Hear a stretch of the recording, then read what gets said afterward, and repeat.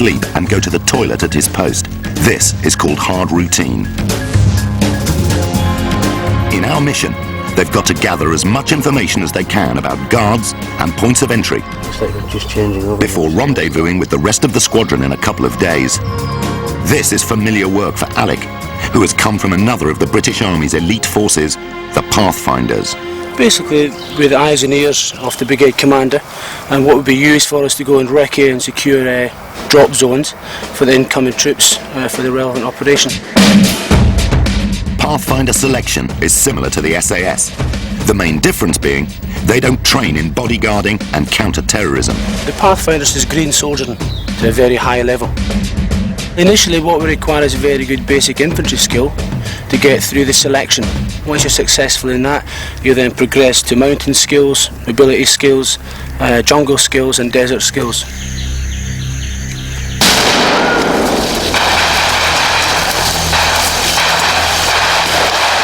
We'd operate in obviously 4 to 6 man teams, pretty much the same as the regiment. So to that extent, yes, we do operate on our own. After a couple of days with eyes on the building, Air Troop Commander Eddie reports to his boss on ship that our target is not heavily guarded. They continue to gather intelligence for the op. Some way back, the troop has established a lying up position. Here they can rest between shifts at the OP.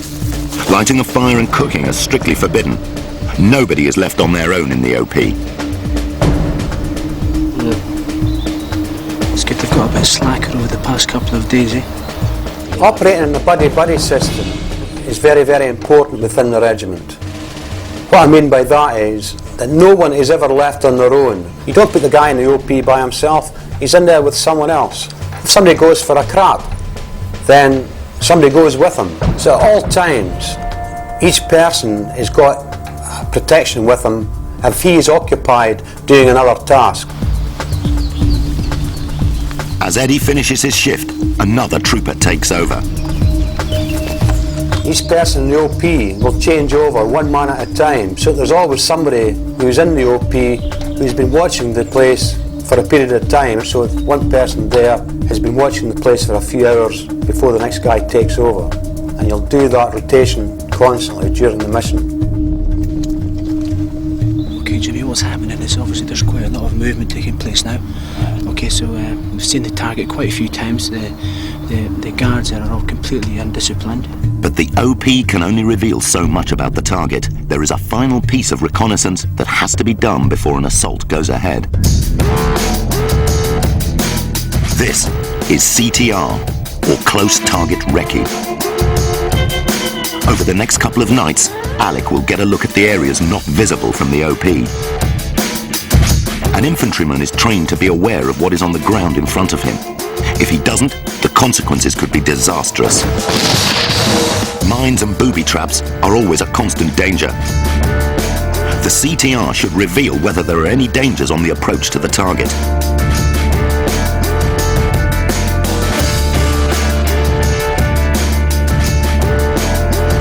Night vision sights amplify the ambient light found even in the darkest places. Once Alec has made his observations, he has to withdraw without leaving too many traces. The easiest way is to use a classic escape and evasion trick. Go back the way you came in.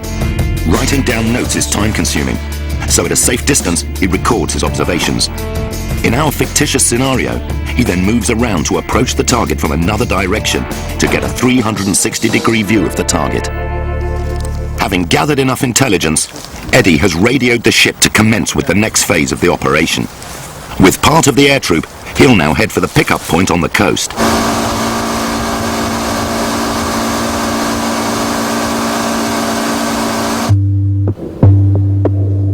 Some way out to sea, the rest of the squadron are fast approaching their insertion point. They slow their engines to reduce noise. As with land operations, the boat troop pilots use hand signals to communicate. 400 to 600 meters out, just beyond small arms range, the boats link. Again, like a land operation, this is their final rendezvous, the FRV. In our fictitious mission, Eddie's patrol have now secured the cliff overlooking the beach.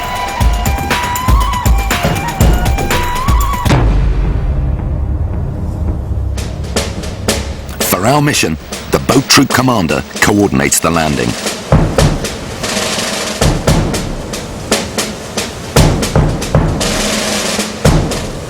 The plan is for 4 Geminis to hit the beach simultaneously, disembarking the troops, who will then move inland.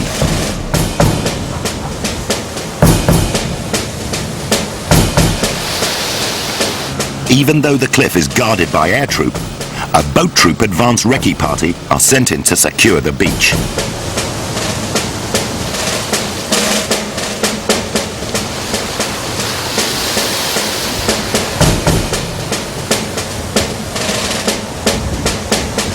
When all is well, the signal is sent back to the other boats for the rest of the squadron to come in.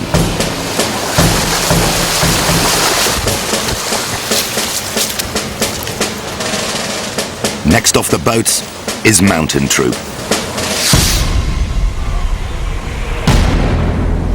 Mountain Troop are the extreme sportsmen of the regiment. As with all these disciplines, every trooper is expected to have some climbing experience. Mountain Troop train with the best climbers in the world for anything up to a year. Playing the part of an SAS mountain trooper is Shane Oley. He is an experienced civilian climber who has helped to design specialist gear for the military. Although the basic kit is pretty much the same, whoever you are. Most important things are your climbing shoes. Now these have a sticky rubber on the soles, which allow you to grip the rock and give you much more sensitivity than your army boots. Another important piece of kit is a chalk bag. Now this contains magnesium carbonate, which absorbs the sweat on your fingertips and again allows you to grip the rock with much more security. Also, when you're climbing, you're going to want to access the equipment on your harness. So take off the jacket. This helps freedom of movement as well, and you can access this equipment. Now, some of the most important things are your carabiners. These allow you to clip a rope into them and secure yourself to the cliff. In addition, you've got items such as these, which are camming devices. Now these, you can pull the trigger to retract the cams, slot them into a crack and secure yourself. Again, you'd clip the rope through the carabiner. And finally,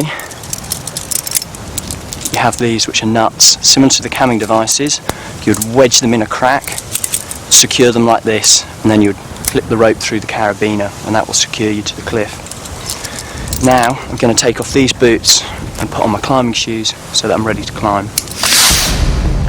Mountain Troop patrol in. This would usually take place under cover of darkness, so once they have the all clear signal, the troop commander can place sentries around the cliff.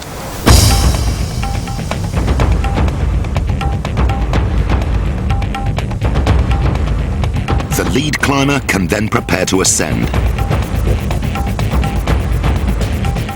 Okay, I'm going to use a climbing rope to secure myself whilst climbing. I'm going to pull my B-layer across. The B-layer will remain at the bottom of the cliff.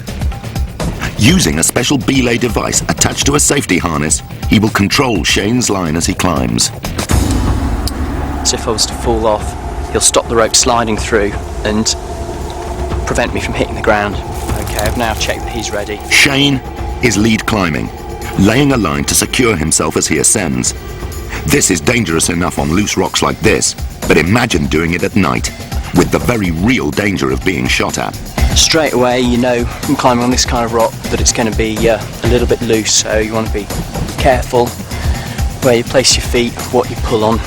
Move carefully, slowly, normally trying to maintain a few points of contact all the time. Therefore, if you did slip, you'd have the maximum chance of holding yourself.